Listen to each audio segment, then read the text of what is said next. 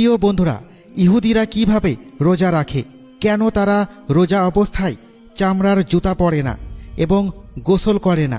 তারা বিয়ের দিন একটা রোজা করে, কিন্তু কেন? তারা সেহরি না করেই রোজা রাখে।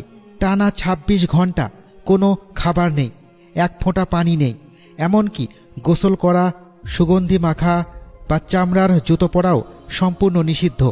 কোনো মন গড়া কথা নয়, সরাসরি তাদের প্রাচীন কিতাব তাওরাত এবং ইতিহাস ঘেঁটে আজ আমরা এমন কিছু সত্য উন্মোচন করব যা খুব কম মানুষই জানে।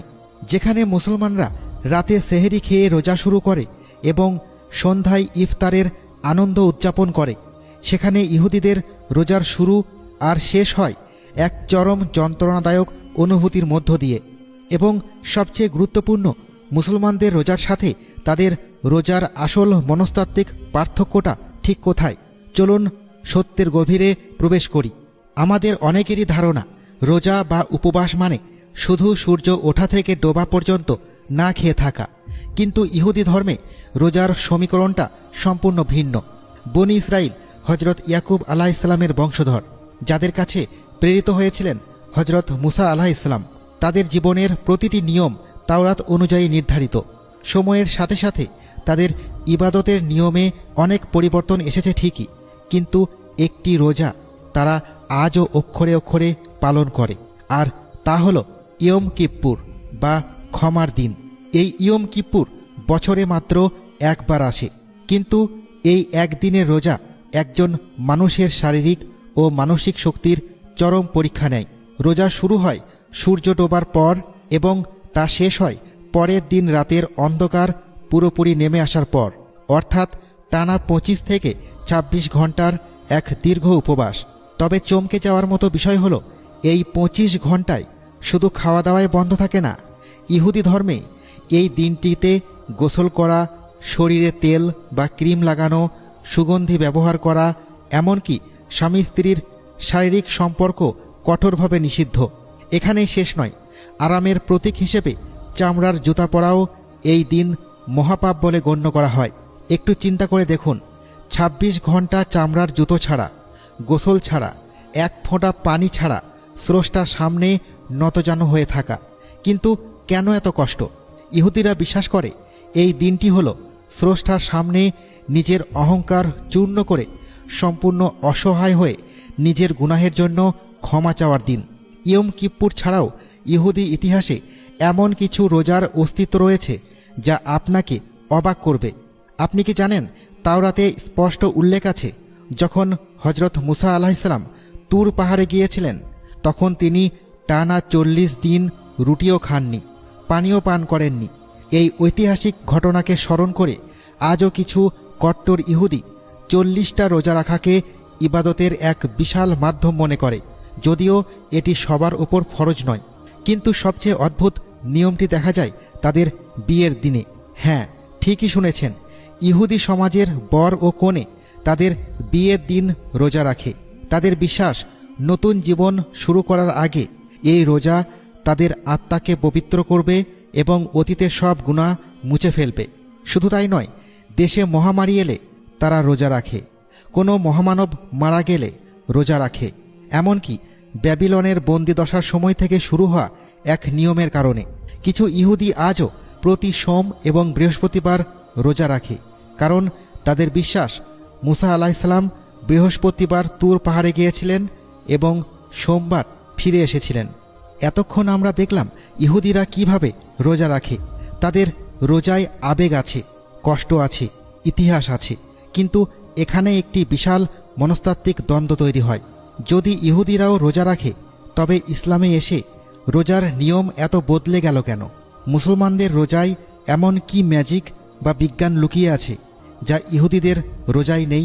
এখানেই লুকিয়ে আছে ইহুদি ও মুসলিম রোজার সবচেয়ে বড় ৩টে পার্থক্য, যা প্রমাণ করে ধর্মের সাইকোলজি মানুষের জীবনকে কিভাবে প্রভাবিত করে। পার্থক্য নম্বর ১, সেহরির মনস্তত্ত্ব। ইহুদিদের রোজায় সেহরি বা ভোর রাতে খাওয়ার কোনো নিয়ম নেই। তারা সাধারণ খাবার খেয়ে রোজা শুরু করে এবং টানা উপবাস করে। কিন্তু ইসলামে নবী করিম সাল্লাল্লাহু আলাইহি ওয়াসাল্লাম স্পষ্ট বলে গেছেন, আমাদের এবং আহলে কিতাবদের রোজার মধ্যে পার্থক্য হল সেহেরি খাওয়া। ইসলামে সেহেরি খাওয়াকে শুধু নিয়ম নয়, বরং বরকত বা ইবাদত হিসেবে ঘোষণা করেছে। কারণ ইসলাম চায় না ইবাদত করতে গিয়ে মানুষ শারীরিকভাবে ভেঙে পড়ুক। সেহেরি মানুষকে শক্তি যোগায়, যাতে সে সারা দিন সাধারণ মানুষের মতো কাজ করতে পারে।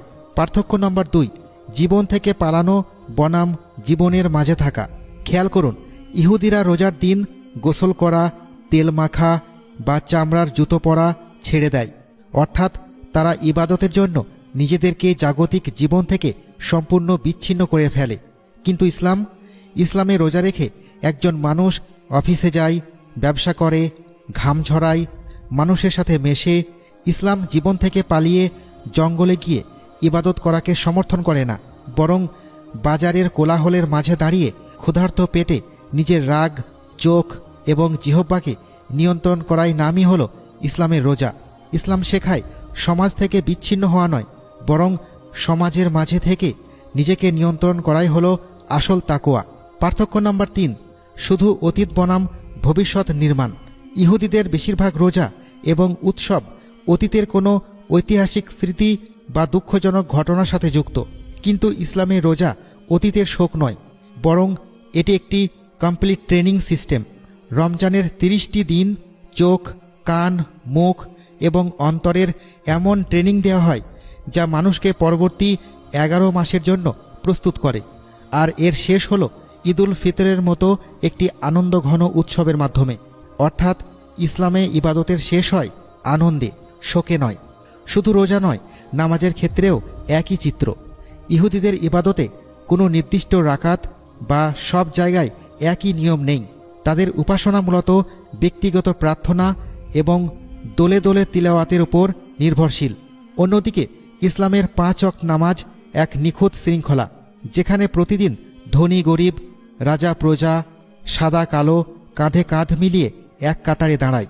পুরো চিত্রটি যদি আমরা মেলাই, তবে একটি বিষয় দিনের আলোর মতো পরিষ্কার হয়ে যায়।